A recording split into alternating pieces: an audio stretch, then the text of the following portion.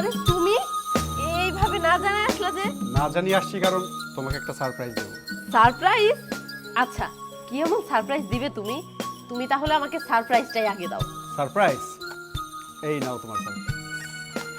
বুঝতে পেরেছি, নিশ্চয়ই তুমি আমার জন্য কোনো ফ্ল্যাট কিনেছো। ডিভোর্স? ডিভোর্স কেন? তোরে কেন ডিভোর্স দিয়েছি শুনতে চাস? শোন,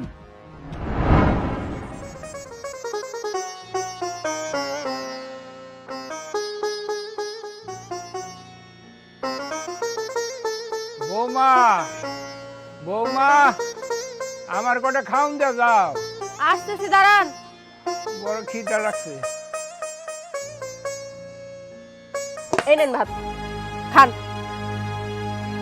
বৌমা, এর ভিতরে তরকারি নাই, হুইটা ভাত কেমনে খামো বৌমা? দেখি কয় টাকা কামাই করছেন আজকে। এই যে নাও বৌমা। এই কয় টাকা কামাই করে আপনি তরকারি চাইতেছেন? দাঁড়ান।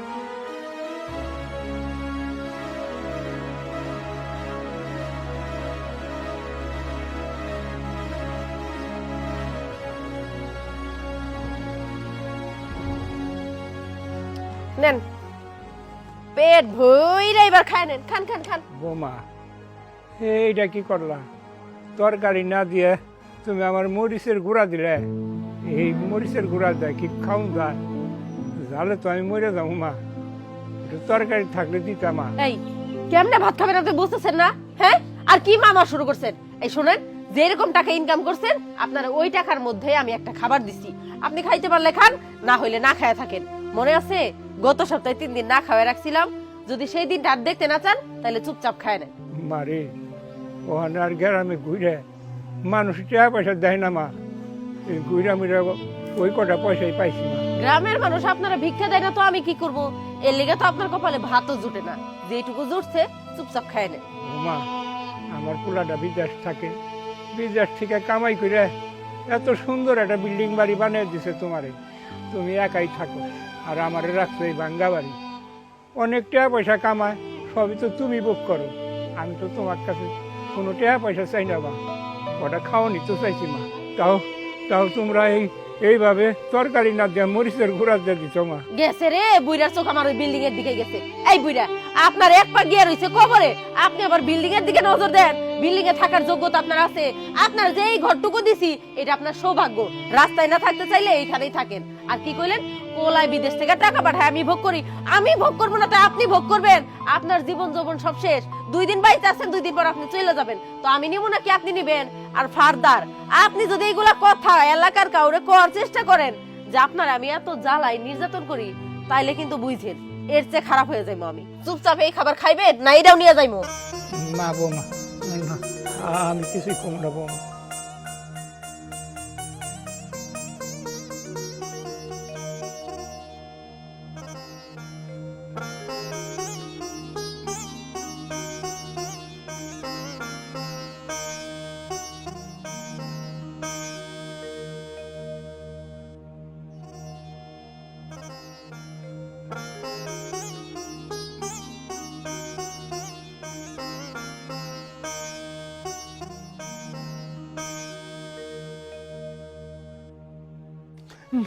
পানি পানি পানি পানি গো, পানি পানি পানি।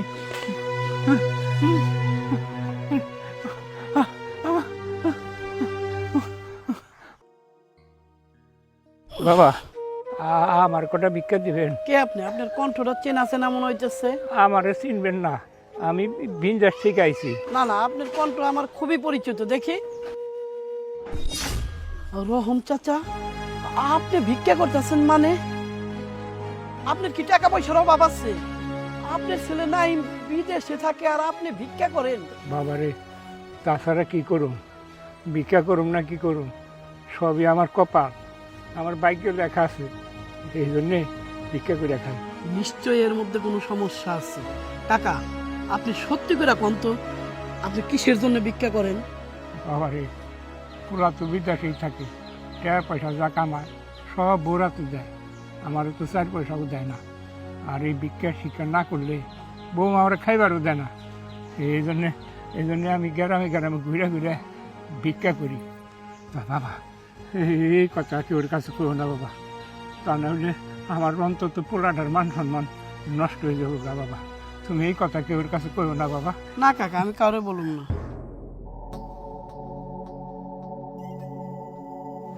নাইম থাকে বিদেশে, অথচ ওর বাপে দেশে ভিক্ষা করে।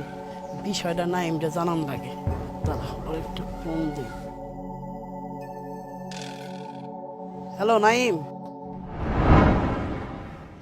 আরে এসব কি বলছো তুমি? কেউ একজন তোমাকে মিথ্যা বানিয়ে বানিয়ে বললো আর তুমি সেটা বিশ্বাস করে নিলে? তোমার স্ত্রীর প্রতি কি তোমার একটুও বিশ্বাস নেই? কে আমাকে মিথ্যা বলেছে কি সত্যি বলেছে সেটা আমি এখনই প্রমাণ করে দেব। বাবা, বাবা! আরে বাবা, আপনি? চুপ! একদম নাটক করার চেষ্টা করবি না। আমার বাবার গায়ের পোশাক দেখে বোঝা যাচ্ছে যে তুই আমার বাবাকে কি হালে রেখেছিস।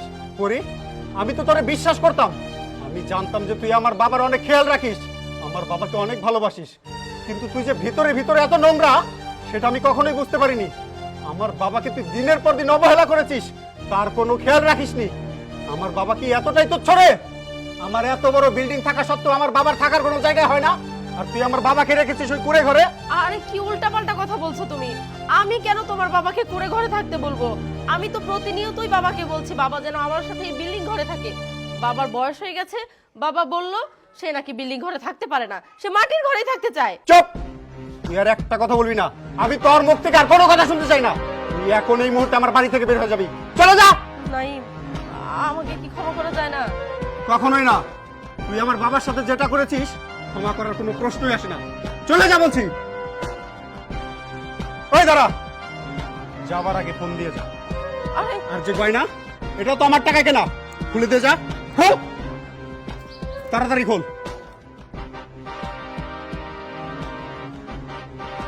হাতের চুড়ি খোল, খোল, তাড়াতাড়ি খোল। আর হ্যাঁ, এই ভিক্ষার থালাটা তুই নিয়ে যা, এটা তোর কাজে লাগবে। যা। বাবা, বাবা তুমি আমার মাফ করে দাও। আমি কখনোই বুঝতে পারি নাই যে হরি তোমার সাথে এরকমটা করতে পারে। তুমি আমার মাফ করে দাও বাবা। চলো ঘরে চলো।